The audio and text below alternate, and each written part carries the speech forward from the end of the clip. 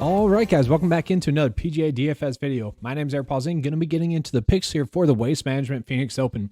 And a lot of you guys know this is one of the most fun golf events to really watch as a fan. And this year, we're kind of really blessed with a quality field. I mean, this is by far the best field that we've had, or tournament DFS-wise, that we've had in 2022 and probably this whole season thus far. So I'm pretty excited for it. It's a loaded field. We have a lot of quality picks. So it's going to be a good one. Like for the last few weeks where we've been trying to find quality picks, that's not going to be a problem this week. This week it's going to be about which players are the better picks. And it's going to be fine things in between there. But in this video, we're going to be getting into the core plays, the top picks in each price point range. Then we're also going to be getting into some fades and then just some closing thoughts as well. Going to be getting into that course preview as well to start off the video. But as always, I like to do that quick recap of the previous week. So last week, the best way to describe it was that it was a good bad week, pretty much. And that's because 60% of the player pool ended up making the cut, which was better than the norm of like 50%. 50% of lineups had 3 out of 6 across the cut line. So a lot of people were still able to find success with 3 out of 6, 4 out of 6 across the cut line. It's a lot due to Patrick Hanley, Seamus Power, Troy Merritt, Nick Taylor. Obviously, Lucas Glover and Matt Kutcher, you know, they're the correct picks. Last week just didn't work out, and that's kind of the problem with a field like last week. It's that you're kind of forced into plays that might be priced down a little bit too much. So that being said, came close with the outrights. Troy Merritt was the favorite to win, I think, for like 30 seconds when he got to -17. Seamus Power, Vegas had him as a 50% chance likelihood to win going into his third round. That was a tough pill to swallow. And then Patrick Hanley as well. Those were a couple of the outright bets that had a chance. Nick Taylor couldn't make a putt. But overall, you know, pretty good stuff there. 3 out of the 8 outright bets, top 10 finishes. The ones that made the cut, or half of them, finished top 20. So, you know, good stuff there. Continues a good outright betting card for 9 to 5 really this whole season. Pretty much every tournament we got a sweat going on. And that's kind of where I don't really get the idea of not hedging. It's like we can have an outright betting card, which we have a sweat on every Sunday. And like Tom Hoge was he was the exact same play as like Troy Merritt, if you will, Cameron Tringale as well, where you're chasing that upside that they have. You don't really care about the missed cut if they're on the outright betting card. Once Tom Hoge, now again said the first round leader stuff, once Tom Hoge had the first round lead on his course, it was likely that he was going to be competing for the win. So it would have been kind of easier hedge. And that's where I don't really agree with people that say don't hedge your outright bets, especially when the 9 to 5 outright betting card is always typically trimmed down there. But just talking over as well, first round leader bets, guys, the model has been pushing out great stuff. And I don't know if it's because I've been tracking it in 2022, whereas like I would just kind of glance at it, you know, in the months prior. But, you know, since it's been a finalized product, it's been really good. But last week, first round leader, Seamus Power, Tom Hoge, and then Patrick Hanley. He was the top pick for his course. He ended up finishing second. Seamus Power was the second highest rated player for his course. Tom Hoge was the 5th. We had some people have some nice sweats for the first round leader, or for the showdown in first round. In the second round, Matthias Schaub, top 5 pick. He ended up finishing with the low round for his course. Adam Svensson, the 9th ranked for his course, ended up with the low round for his course as well. We also had 2 people take down showdowns again in round 2. One big one kind of smaller one. You know, I don't really care about that contest size. I don't really care about that people are going to play what they can afford to play. So 2 GPP wins again. I mean, that's 5 in 2022 alone. That's absolutely crazy, guys. We're killing on the showdown stuff. And then round 3, Mark Hubbard, low round of the day for his course. He was rated 6th for his course. Joel Damon was the 7th ranked play for his course, had the low round of the day for his course. And then Jordan Spieth was the 8th ranked play for his course. He ended up with the low round of the day at that course as well. And then, you know, 4th round, not really big stuff there just because it's, you know, it's 4th round. You're chasing a win. And, you know, Tom Hoge, top 5 pick there for 4th round, but, you know, that's not really that hard to do. But, you know, pretty good stuff there. It was a good bad week. We'll just put it that way. Good bad week. So we hope to bounce back a little bit stronger here in this week. And now we'll get into the course preview for this week. All right, so breaking it down, we got the Waste Management Phoenix Open course preview here for you guys. The past winners have been Brooks Kepcke, Webb Simpson, Ricky Fowler, and Gary Woodland. As you can see, the average winning score has been about 18 under par. That's about normal scoring. The average cut line has been, about 2 under par, 1.5 under par. So, our cut sweat, it's going to be close because that is typically a little bit harder. It's just a normal event. It's not easy. It's not hard. So, it'll be kind of a interesting sweat. We got the 17th hole here, fun hole, lots of fans there. But just getting to the course preview, it's par 71. Tom, not going to butcher his name. I apologize there. Greens are going to be bent greens. Green speeds are going to be 12. So, back to normal pretty much. Normal course length as well. And it is categorized as a TPC style course. Getting to the key stats for this week. And I want to touch on this. It's going to be the players that played well, winners, and then also that struggled the most. Players that struggled the most didn't make the cut in these stats, and the players that went out and won did well in these stats. So ball striking, good drive percentage, birdie to bogey ratio. We're also going to be looking at stroke gain approach, and then also a little bit of total accuracy as well. Patrick Hanley is really popping up there for the stat fit once again. John Rahm, Justin Thomas, Russell Henley, a really shocking one there to me. Victor Hovland, and then Daniel Berger. So no real big shocks there besides Russell Henley. Getting into course history, minimum 2 starts here. Justin Thomas, Brendan Grace, and Nate Lashley. And so I'm going to be touching on some local ties here as well. Nate Lashley is going to be one of those guys with local tie here. So we got some local ties. That just means you went to college, or resident, or was born in that area. Talking about the players in good recent form. Once again, look at this field, guys. This is absolutely crazy. Patrick Hanley, John Rahm popping up there, JT, a bunch of guys that had a chance to win recently. So it's a loaded field, and I love it. Talking about the strategy this week. Definitely, there's a quality field, guys. It's so easy to make a good build this week. So really no need to go risky. Just play the safe plays in cash and GPPs. You can kind of get a little bit unique with it, but it's going to be easy to make a good build. Focus on making the best build possible that you can. Once again, always want to be focusing on the players that are checking all the boxes. Now let's get into the top picks for this week. All right, so I'm going to be starting off with the high tier price point range once again, like I always do. So I'm going to be starting off with Patrick Hanley. And the only reason why I'm not going to be treating Patrick Hanley as a core play this week, he still probably could be. It's just the fact that he hasn't played this course in the last 4 years. We have some other players in this price point range that have played this course in the last 4 years. So I'd much rather just target those players instead of him. But obviously we can see stat fit wise, guys, ball striking 14th, good drive percentage 3rd, second in birdie to bogey ratio, stroke gain approach 107. I thought that'd be a little bit better with his ball striking stat, but that's still not bad.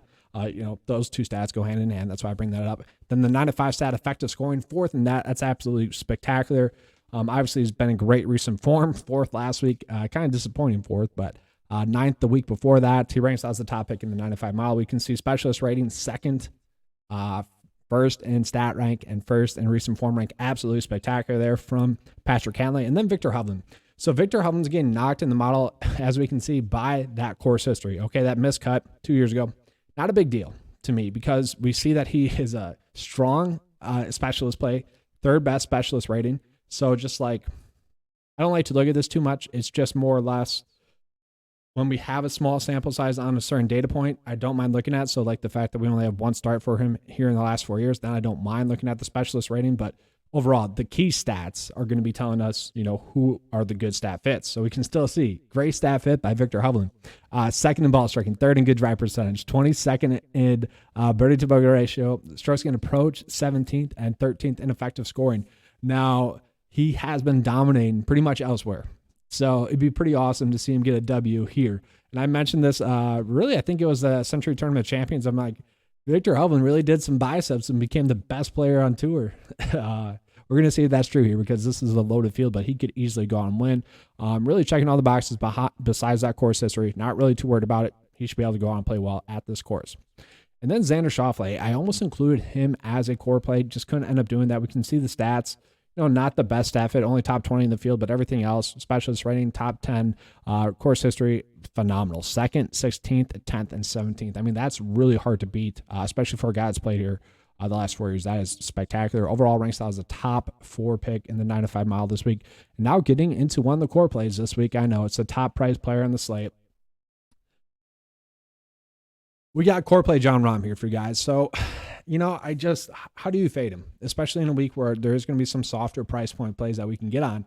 He absolutely makes a ton of sense. So just looking over course designer, like the special stats, we'll start off with that. We can see top specialists in the field, but I want to show you guys why. not really changing too much on the greens. That's not too crazy. Style, not too crazy. Type, not too crazy. Designer, not too crazy. But all this tells us that, he's just going to be a solid pick. There's nothing alarming here to suggest us, to tell us that he should struggle. I mean, he should be the best pick this week. Course history-wise, 13th, 9th, 10th, 11th. I mean, that's absolutely spectacular. Obviously, he has those local ties here. So we like that.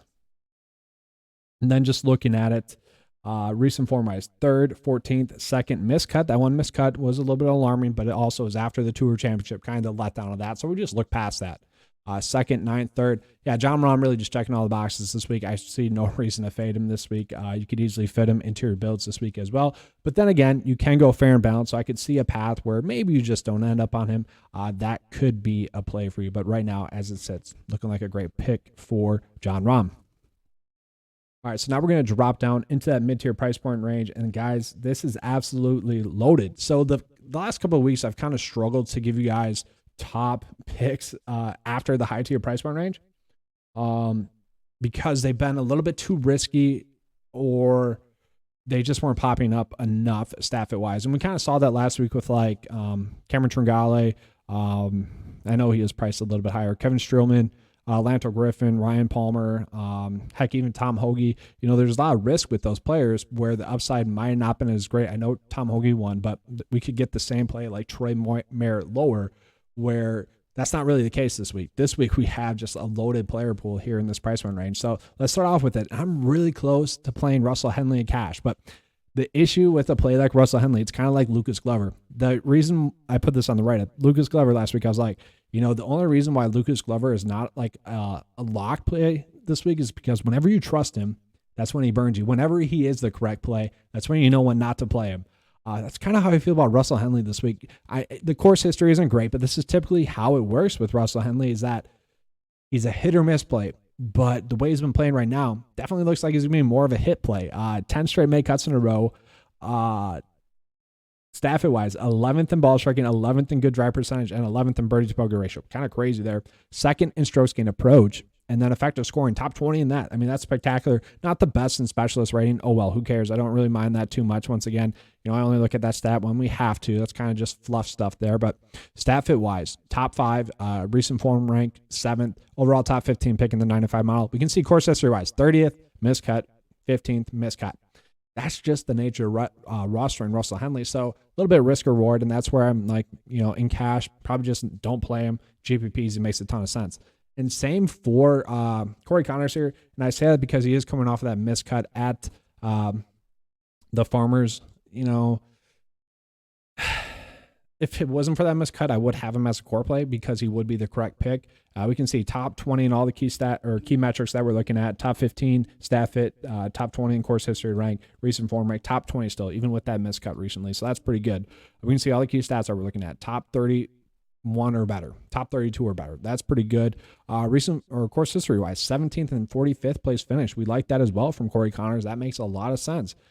Overall, he should make the cut. And if he makes the cut, we probably are going to get a top 20 finish out of him. So once again, not as safe, I guess, these first two. And that's kind of the same with Seamus Power, but I do like the upside with these guys. Seamus Power.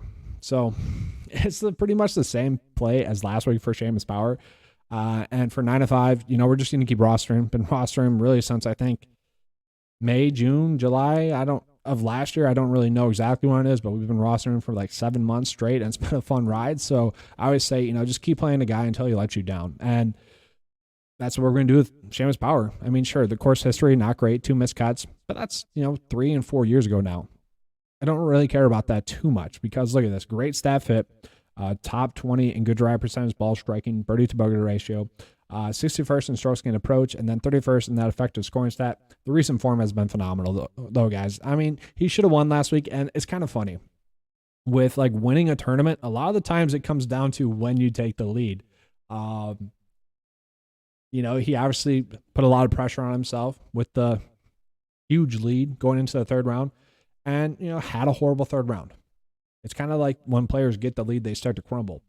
No, so with Seamus Power, let's just hope he doesn't get the lead until, the 16th hole of the final round. Then we'll be good to go with Seamus Power. But overall, still going to be a quality pick. I mean, top 10 stat fit, 11th best recent form, still ranks at top 33 in the 9 to 5 mile this week. And once again, the specialist rating, not the best specialist rating, which might suggest that he would struggle, but it was the same thing last week, and he didn't struggle. So I'm not too worried about him.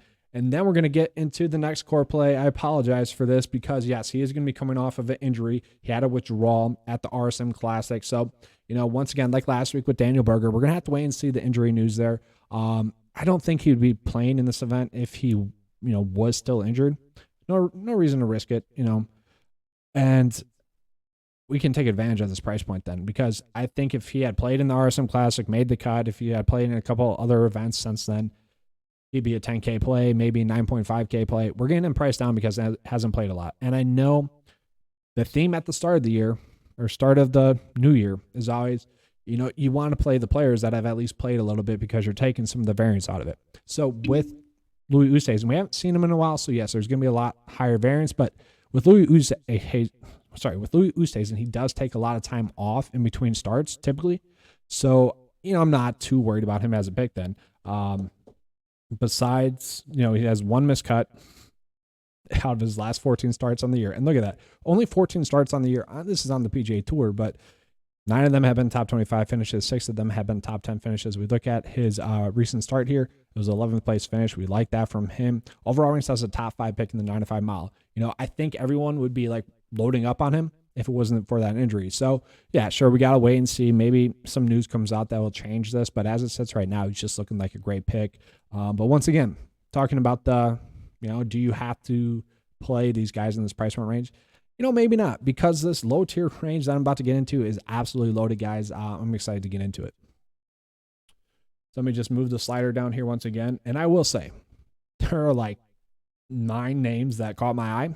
So if you don't see me mention them, I probably will be on them in the 9 to 5 player pool that comes out on Tuesday evenings for 9 to 5 members there. But let's just talk about the plays here. And I'm going to say, like other players that we've been rostering, like Luke List coming off of that victory, I do worry about that a little bit, but still a pretty good player, checking all the boxes. Maverick McNeely just been a stud. Both players I think are going to be strong. I almost could have included them here, but I went with the little safer approach, which I hope that's not the wrong approach. But Charles Hall III, I do like a decent amount, just price point wise. Once again, a lot of the reasons why I liked Matt Kutcher and Lucas Glover last week was because I knew that there was going to be a lot of bad lineups. Like I thought 4 out of 6 would be the norm, and it being 3 out of 6 was the norm. So playing those guys, miscut out of those guys didn't hurt you as much as some of the miscuts that were going to happen on the top end. It's kind of how I feel about Charles Howell this week. 5 straight make cuts in a row. We can see stat fit wise decent. 19th in ball striking, 30th in good drive percentage, 22nd in birdie to bogey ratio. Stroke gain approach. Once again, the worry there for him is going to be that 135th in that effective scoring though. That's pretty good. And if you guys are wondering what effective scoring is, it's just like an accumulation of all the significant key stats, strokes gained total, strokes gained tee to green, some other stats as well, to just really give us a key stat of like who's most likely to not F up, pretty much is what that is. So we can see recent form wise, 25th, 36th, pretty good there. Overall rank style is the 11th best pick in the 9 to 5 mile. I'd probably drop that down to about 20th because I do wish he had some course history, but still a pretty good play there. And I'm fine going back to the well with Matt Kutcher. He missed the cut last week. That hurt a lot, but strong course history here, 42nd, 16th, 4th, 5th. And now I'm not going to be as high on him as I was last week. Probably just going to be a low exposure play, but still should be a decent pick. Ranks out top 14 in the 9 to 5 mile this week. 7.4, that's okay. If you guys want to go with someone else in this price range, you can. It's going to work out. Typically, when a player that's really just a strong play 1 week misses the cut, I typically like to go back to them, especially early on in the season, because most of the time it's the correct pick. Just sometimes it doesn't work out. So not the best stat fit though. So only top 35 in the field. So, it's not pointing to him having a dominant week, but still I think we're going to get a make cut out of him. He's a guy that should play well at this course as well. Don't mind him as a pick. But now we're going to get into 2 core plays. Obviously you see them highlighted there. Let's get into them.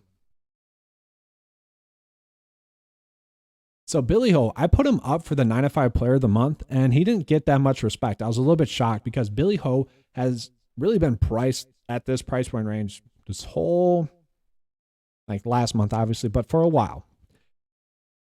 And he's just been working out. Like 7.9, sure, we might not get a win out of him, but I think he does have that upside to go out and win. But you can see course history wise, 53rd, 9th, 39th, 43rd. I would love to see a top 30 finish there. The fact that he only has like one top 30 finish is alarming. Yeah, I don't love that. But he did have the top 9 finish, so we do like that. Recent form-wise, 11th, 36th, 23rd, 9th, 52nd, and 31st. That is pretty darn good, guys. Overall, he's going to be a top 15 stat fit in the field. He's just someone that should make the cut. 68% chance to make the cut. I would personally probably bump that up to about 72%. I think Billy Horschel is going to be a strong pick this week. But once again, loaded field. If you guys don't love it, I don't think you have to go with it, but he should be a safe pick. I mean, over the last year, he's had 18 starts, 2 missed cuts.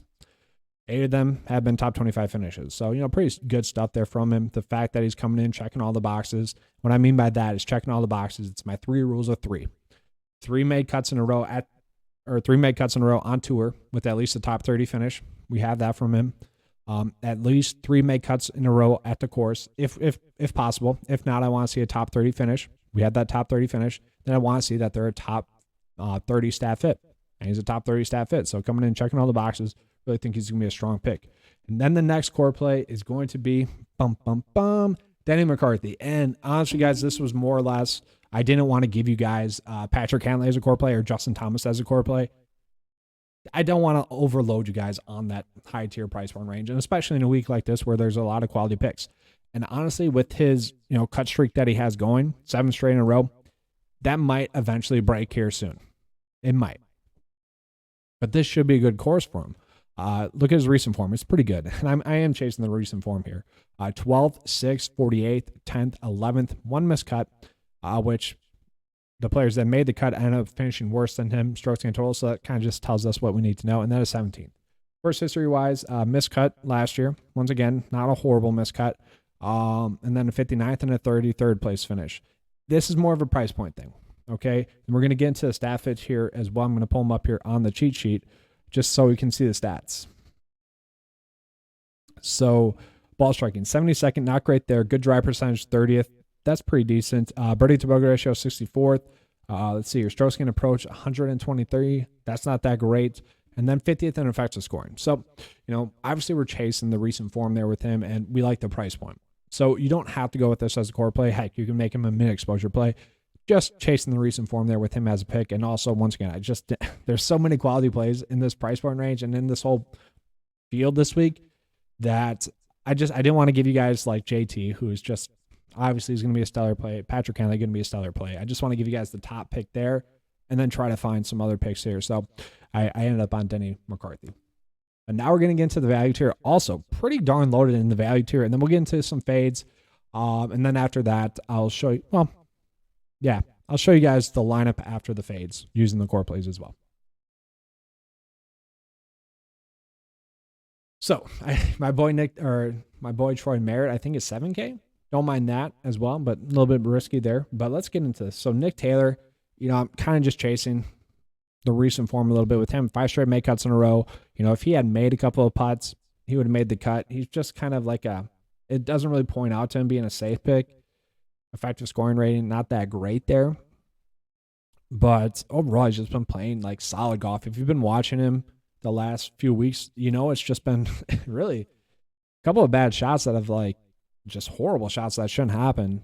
Double bogey there, double bogey here with 1 bad shot. He's really only had 3 bad shots all of last week and 6 bad shots all of the last 2 weeks. So that kind of is telling me that he's hitting the ball the way he wants to. He's driving the ball the way he wants to. He should be able to make the cut then. He's made 2 out of 3 cuts here, or 2 out of 4 cuts here. 5 straight make cuts in a row on the tour. Pretty solid stuff there. Overall, long-term recent form only ranks out 60th in the field. So, we don't have to play Nick Taylor is what I'm trying to get at. We could go with someone like Nate Lashley, who does have that local ties, a 17th and a 3rd place finish. Pretty darn good. That 3rd place finish, though, I want to remind you guys that he was a really good stat fit that week, okay? Wasn't too shocking to see him have that 3rd place finish that week. 17th place finish was a little bit shocking because he was pretty much the exact same stat fit as he is this week, which if he wasn't coming off of that top 28 or top 30 finish last week, probably wouldn't be on him that much. And I still probably won't. I don't think we have to dip into this price range too much, but he is looking like a player that should be able to make the cut. Now we're getting to two plays that the model is liking a decent amount. Wyndham Clerk drinks 36 in the 95 mile this week. It's because he's been making a ton of cuts, 7 straight in a row. None of them have really been good finishes, though. This was the MDF, I think, last week, which still counts as a made cut, but you could categorize it as a non-made cut. Pretty good stuff there. 2 straight made cuts here, 36 and a 34th place finish. I'm fine with that at this price point. If you're trying to close out your build, if you are trying to fit in JT, Rahm, or Rahm, Cantlay, you're probably going to have to find a value play. And Wyndham Clerk gives you a pretty good chance to get a made cut. 53% chance to make the cut there for Wyndham Clerk. That is pretty darn good for a value play. And then James Hahn. James Hahn, I might have made him a core play if it wasn't for, I probably wouldn't have made him a core play, but he's coming off an injury. Or COVID or something. We got to wait and see what the news is on him, but pretty strong course history here. 10th, 25th, 67th, and 11th. Pretty good staff fit as well. Top 17 or top 50 in the field, which isn't horrible. So 66, 44, 76, 9th, and 68th for all of his key stats, which, not great, not bad. Don't mind that too much. But now we're going to get into a couple of fades or a few fades here, and then we're going to show you guys what the lineup path could look like with those core plays. Then we're going to be getting out of here.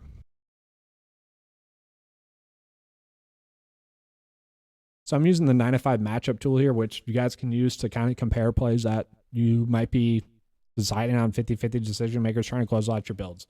So I'm just going to compare the 3 fades that I got. So Tom Hoge coming off of a win. It's pretty cool to see. I just don't like playing golfers coming off of a win, especially at his current price point. And, this week doesn't rank out too well, 55th and 9-5 mile this week. So he ranks out as someone that should be kind of a cut sweat. So yeah, I'm just not going to chase that with Tom Hoge. Although we see the 3 top 5 finishes in the last month, pretty much. And, it's not bad. But, more of a price point thing, more of a thing coming off of a victory. And then Harold Varner III. So he won on that Saudi event, which, I don't really know how to take that. It's like cool. Awesome for him personally as a player. Everyone loves Harold Varner. Like, that should help him mentally, career-wise, because it just seemed like he could never come through with a victory. So that should help him. But he's coming off of that victory. He's coming off of the flight there and everything. And, I'm not sure what media time he's going to get this week or that he got at that event. It should kind of throw off his normal schedule. And so I don't love him as a pick. And I do think he's someone that because of that attention that he got last week, he's going to be chalky. So if he's looking like someone that is like top 10 most owned players, I probably will be fading him. If he's someone that pops up on the ownership leverage page, which I should mention, Jordan Spieth, Joel Damon, and Christian Bezuidenhout were top 3 in the ownership leverage tool. So Jordan almost won. Joel Damon almost won, and Bezuidenhout, top 12 finish, I think it was, or top 15 place finish. So if like Harold Varner's popping up on that like that, he'd be a play that I would want to go out of my way to play. And then Brooks Koepka, yes, okay, he won here last year. He's in horrible recent form, coming off of 2 missed cuts in a row. Let's see here. The Century Tournament Champions finish was pretty much a miscut as well because there's like 32 players in the field, so that was horrible as well. So 3 straight horrible events in a row. I just can't play him when he's doing that shitty. But he's that type of golfer that, he never really ranks out too well ever. And he goes on and wins events. So, it wouldn't be shocking to see him. I think it would be kind of shocking to see him like top 5. But he's one of those players where it's just not shocking when it happens. But I do kind of expect him to struggle as well. And that's the thing with world-class players. It's normally they eventually figure it out, and it typically doesn't take long for them to figure out. So if we see a top 20 finish out of him, sure, the next time that we see him, we'll be able to roster him. But real quick, I do want to get into just showing you guys what your lineup path would look like just using those core plays. So we'll get into that here real quick, and then we'll be getting out of here. So Jon Rahm, and this is what I mean. Like if you go Jon Rahm, Patrick Hanley, you are strapped. You're already at 22K. You can't really do much with that. Let's see what it would look like with just the value plays real quick. Wyndham Clerk, Nick Taylor, I don't know, Denny. Can we make this work? Oh, we can maybe make this work. Oh, not too bad. 65% chance to make the cut there. That's not horrible. We'll take that, but that's not what I wanted to do for this video. So Denny, Billy Ho, who we like, and then Jon Rahm. So just using those four, we got 71% chance to get 6 for 6 across the cut line. Decent projected amount of points. What I like here, course history average 30th, recent form average 25th. That's pretty good there. So where can we go to close out this build? Maybe Corey Connors, typically a safer play. Can't fit him in there. That's a little bit too priced up. Let's see here. We'll go with Wyndham Clerk once again. Just should be a made cut there at that price point. And then Russell Henley, possibly. Okay, 68% chance to get 6 for 6 across the cut line. Sure, we can pencil in Wyndham Clerk maybe missing the cut. So this is looking like a lineup that should get 5 out of 6 across the cut line. And that's kind of the fun part about this week, is that you can make a really good quality build regardless of kind of your lineup path. Some weeks, lineup path dictates success. Like last week, if you went Patrick Hanley and you got 3 out of 6 across the cut line, you still probably cash because you ended up on Nick Taylor or Troy Merritt, which helped you out with 3 out of 6. This week, I don't really think lineup path is going to matter too much as long as you're making good lineups overall. So you could go like just boom, boom, boom, 8K range, just load up there. You're going to be sitting good. And then, let's see here. Decent amount of salary left over. You go Kutcher, Billy Ho. That should work. I mean, pretty decent build there as a whole, and we still got a lot of salary left over. All right, but that's all I have for you guys. If you guys want to join 9 to 5 Nation, the best value in PGA DFS, we keep dominating round by round, and we've had a really strong 2022 season thus far. If you guys want to join that, it's $10 a month. My goal is to make the data and information as simple as possible. I try to take a lot of research out for you guys, but there is tools in there if you guys want to do that. We got a custom miles page. We got a custom miles specialist page. So I don't know if you guys ever seen me post stuff on Twitter, like going over, who's the best in certain conditions? Like, who's the best on bank greens? I've been posting that. You can look at that as well. You can pull that into a custom model yourself as well. Custom model specialist page. So a lot of good stuff there. Hopefully you guys have a good week this week. Hey, and as always, let's keep cashing. Thanks.